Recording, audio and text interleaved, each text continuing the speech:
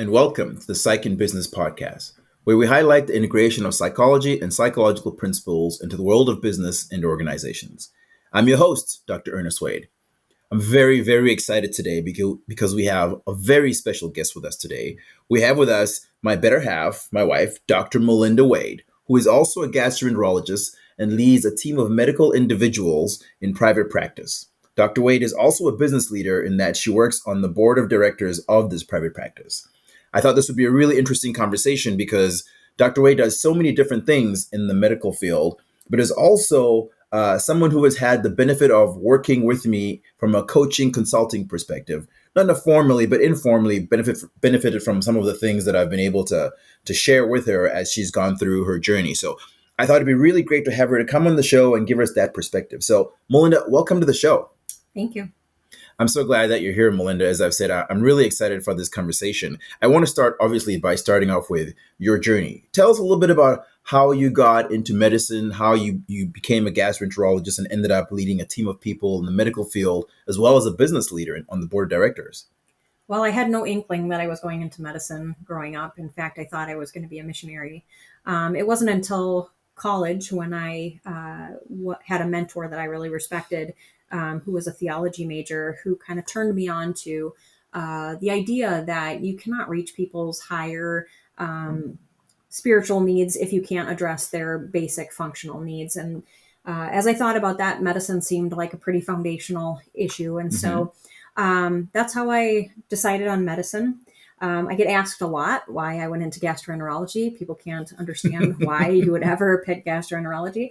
But I had some really great teachers in medical school that I really enjoyed. And then when I did my rotation in New York, I was pretty sold. It was a fast-paced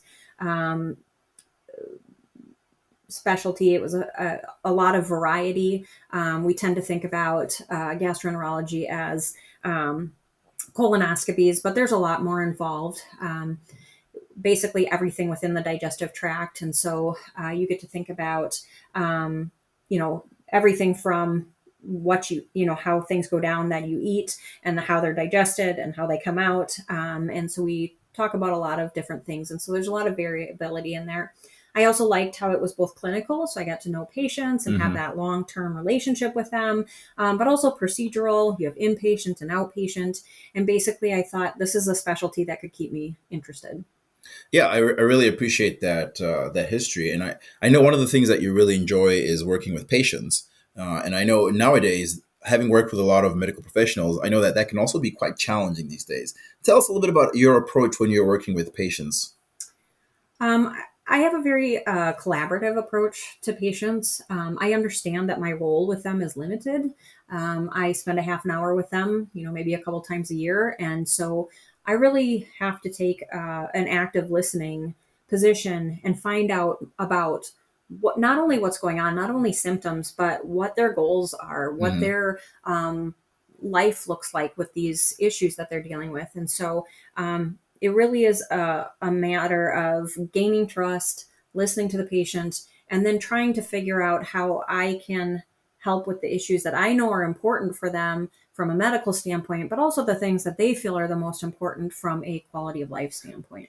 Yeah, so how do you do that? Because you have a limited time. I know when I go to the doctor, it doesn't seem like you have a lot of time with them and then you're done. How do you gain trust in that short amount of time? It's tricky. Sometimes you actually push things off. You might not address everything the first visit because you do need to build that trust and rapport.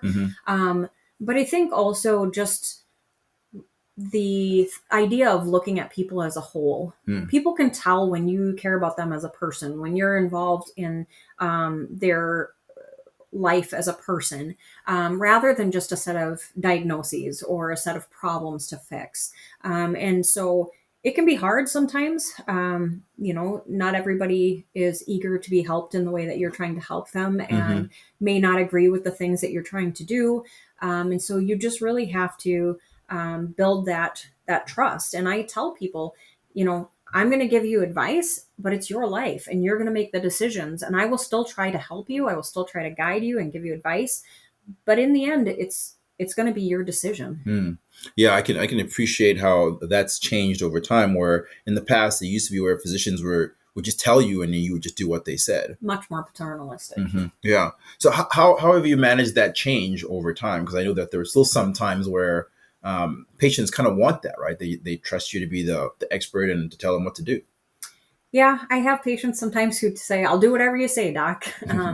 And, I still give them options. One of the things that we have a responsibility to do as providers is talk about, this is what I think you should do. These are your alternatives. These are the risks. These are, the benefits, and really give them a full picture so that they can make an educated decision. The point is not to be that paternalistic, I told you what to do kind of person. It's to allow people to make educated and reasonable decisions based on all the information that we can give them. Yeah, I love how you're describing that you really need to understand people and human behavior, even as a physician when you're working with patients about medical illnesses. You still need to understand people's personalities. You need to understand, how to get people to trust you, how to get people to listen to you and to work with you. Now, I know that as someone who works in medicine, especially as a physician, you also lead a team of other medical professionals. And that's not something that you're necessarily trained to do in medical school. So how have you managed to become that leader in the medical field, to lead a group of people? Yeah, I have always tended towards leadership positions even before medical school. But I think initially those leadership positions came from being somebody who worked hard and they could see that you did well at your job. And I know you've talked about this before with others about how just because you're good at your job does not mean you're necessarily going to be a good leader. Yeah. And so then getting put into those leadership positions and having to learn how to work with people, how to understand how they are motivated, and those kind of things. But I think I really started realizing how much I needed help in leadership when I got into residency, especially my chief resident year, where I was responsible for about 75 people, their schedules, their issues, their Wow. Yeah, their complaints. And so that's when I think you and I's informal coaching started, really, because it started out as me just coming home and being like, I don't know what to do with this. And so really gained a lot of insight into sort of the psychology, because really, if you don't understand people, it's hard to lead them. And so really taking a lot of those psychological principles that you obviously had training in and expertise in, and using that there. And then it's continued, and I think probably become a little more formal as I came into private practice. Like you said, we're not trained how to be leaders in medical school. We're trained a lot on, how to help people and how to, heal them and all those kind of things, but we don't get taught how to be a leader. And inevitably, whatever branch of medicine you go into, you are going to be a leader of people. And so that is really challenging. And I think requires some coaching or some effort to educate yourself in that. Why do you think that is? Because I think as physicians, you are inherently going to be seen as a leader. Why do you think there isn't more focus on the leadership training aspect in medical school and beyond? I think part of it is just time. There's so much to learn, and medicine isn't getting smaller. It's getting bigger. Newer medications, newer things that we've discovered. There's just all of those things.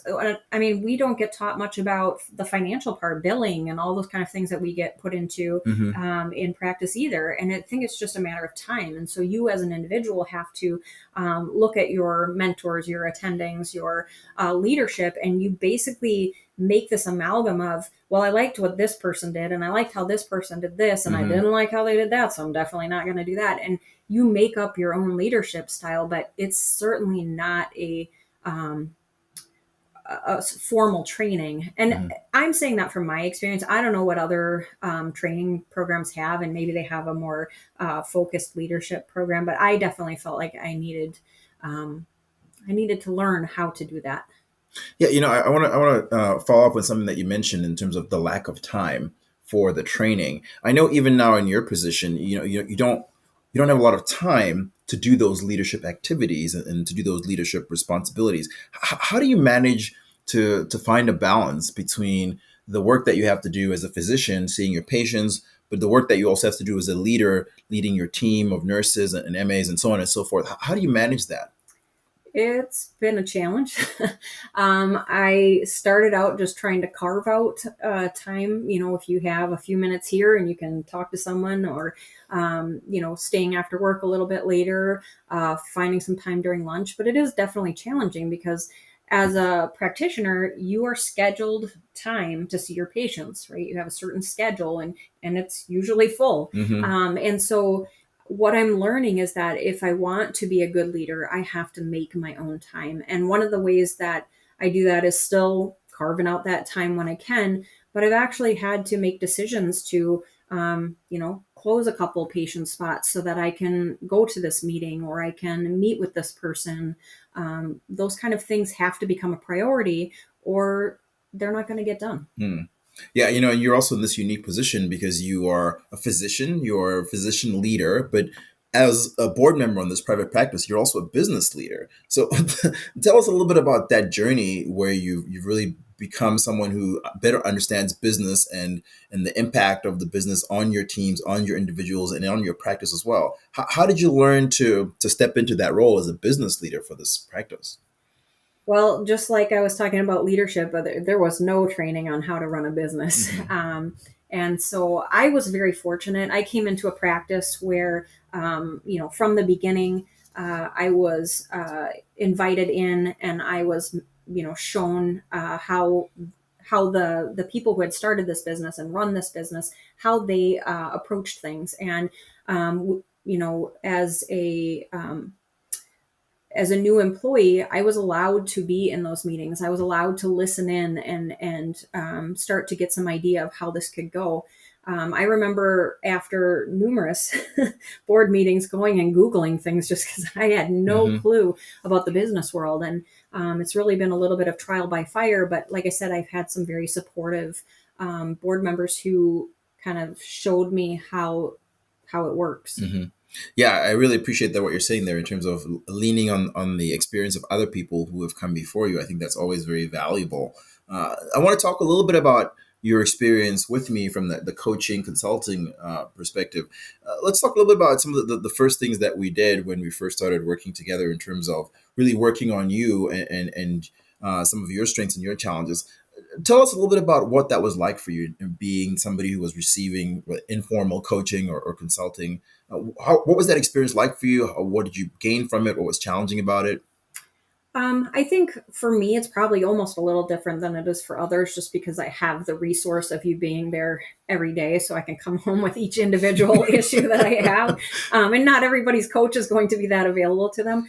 But I think initially, what was very helpful to me was hitting some of those basics. And when I say basics, they were basic to you.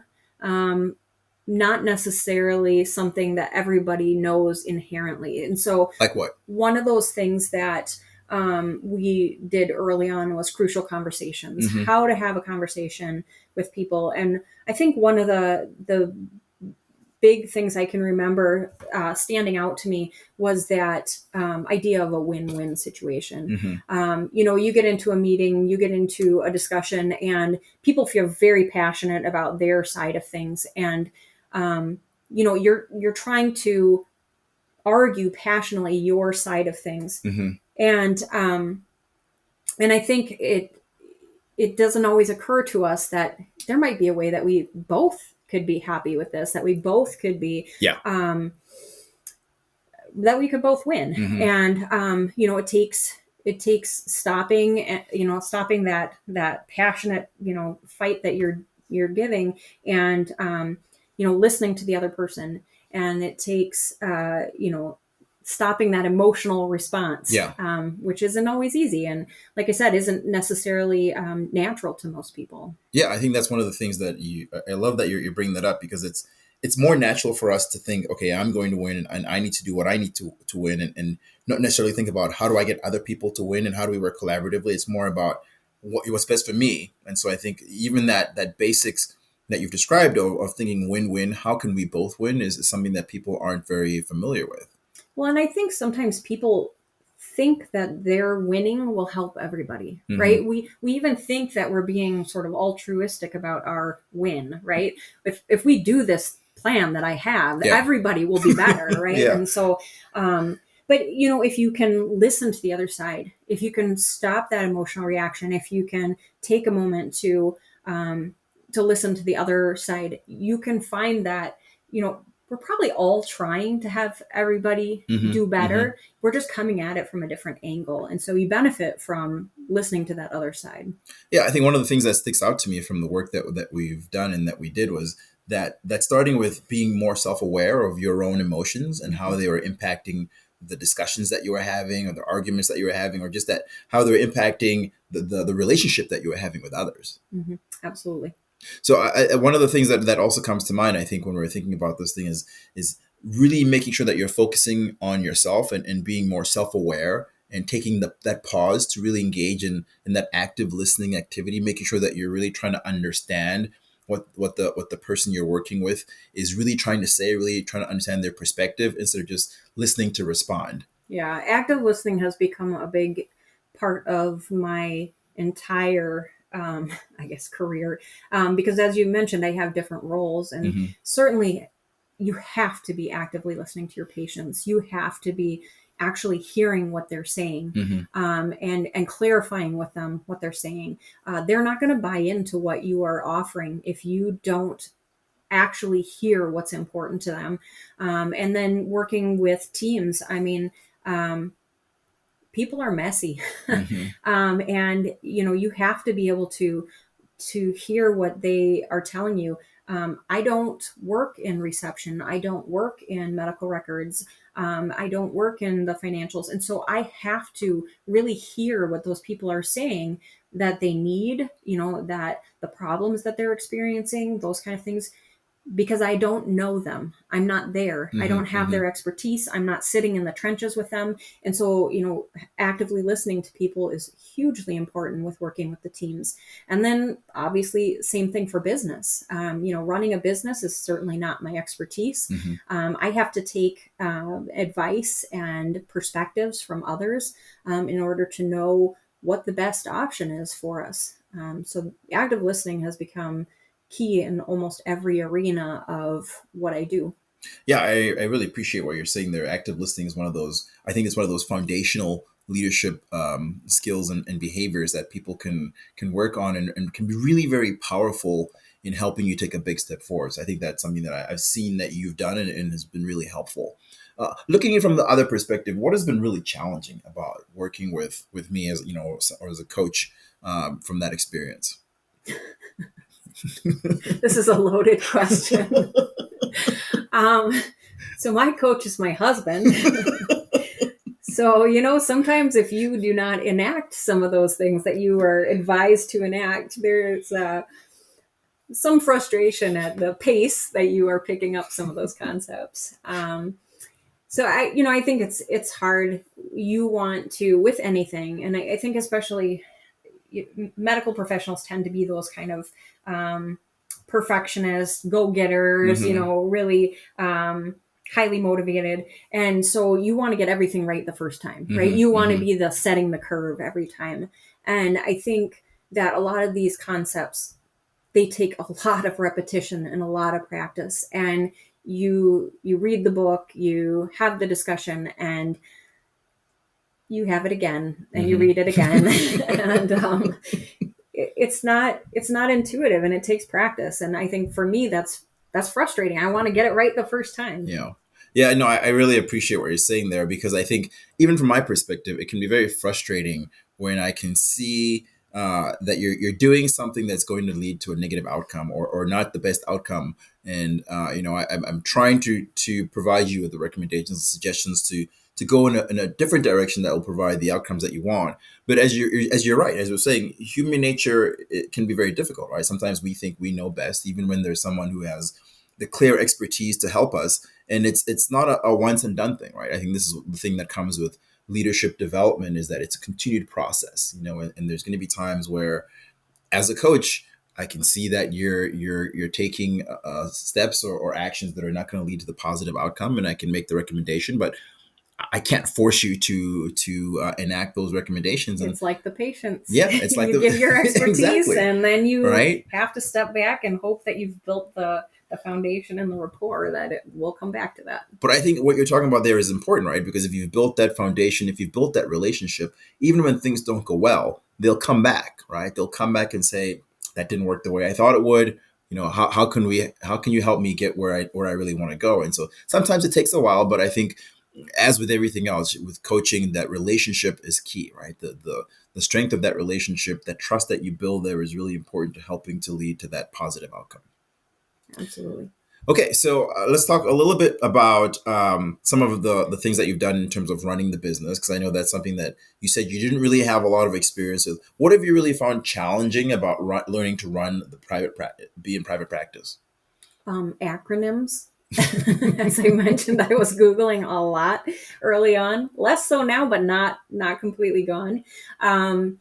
There's just so many aspects of business. I mean, people go and do an entire educational career, bachelor's degree, master's, people get a lot of education and in order to do these things, and we get trial by fire. Mm-hmm. And so there's so many aspects of running a business. There's the people side, right? Like trying to organize and trying to have happy employees and engaged employees, but there's also the financial side, and there's the regulation side, and there's just so many moving parts that you really do have to learn how to trust those around you. Mm-hmm. You really have to learn to listen to your experts.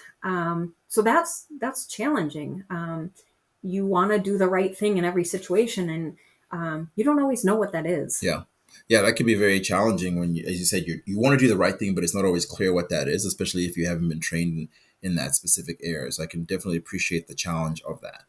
Tell me a little bit about some of the work that you do in terms of the relationships that you have with your partners, because you have a group of partners that you work with. How does that help you to really function well as a board of directors? Yeah, I think one of the nice things about a private practice is it's smaller, right? So there's not 100 of us. There's about 10 of us, and that helps because I think knowing people as people, Mm-hmm. knowing Mm-hmm. people as spouses, as parents, as friends, that really helps you